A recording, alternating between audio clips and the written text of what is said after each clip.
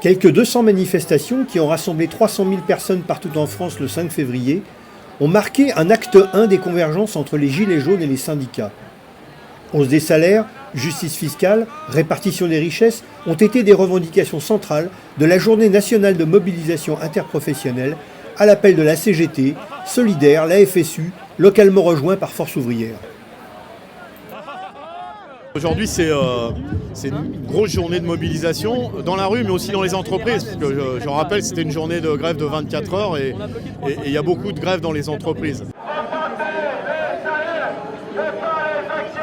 On a un vrai combat chez Aéroports de Paris, c'est la privatisation. C'est un vrai scandale. Après les autoroutes, on veut privatiser une entreprise qui fait des millions de bénéfices. Tout ça pour faire plaisir aux copains de Vinci. CGT Peugeot-Poissy a appelé à la grève pour venir manifester et exprimer notre mécontentement pour revendiquer de l'augmentation de salaire.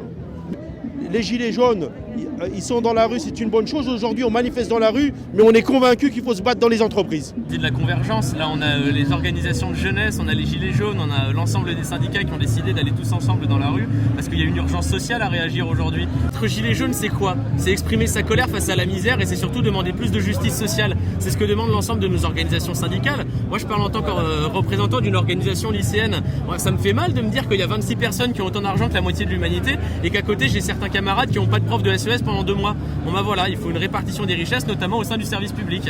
Les jeunes dans la galère, les vieux dans la misère, de cette société-là, on n'en veut pas. Je suis en grève parce que, en tant que travailleur et travailleuse de l'éducation nationale, je rejoins naturellement les revendications salariales générales, l'augmentation des salaires.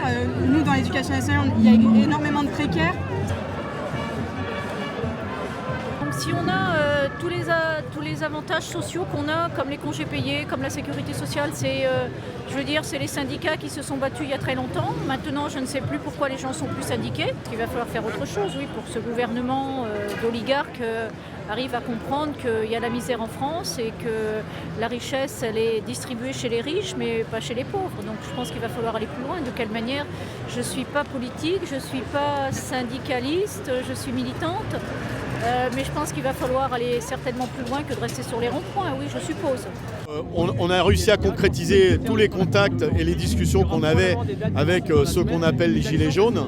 Et donc c'est plutôt positif. Il faut maintenant continuer, élargir, proposer d'autres initiatives. Et on voit bien que faire ça la semaine, c'est pas incompatible avec le samedi. Au contraire, c'est complémentaire. On a les mêmes intérêts. Quand je vois des slogans hausse du SMIC, justice fiscale, baisse de la TVA sur les ronds-points, plus de services publics, c'est des slogans qu'on crie depuis maintenant fort longtemps. Et donc, quand on est rassemblé, on est toujours plus efficace que quand on est divisé. C'est aussi valable pour les syndicats d'ailleurs.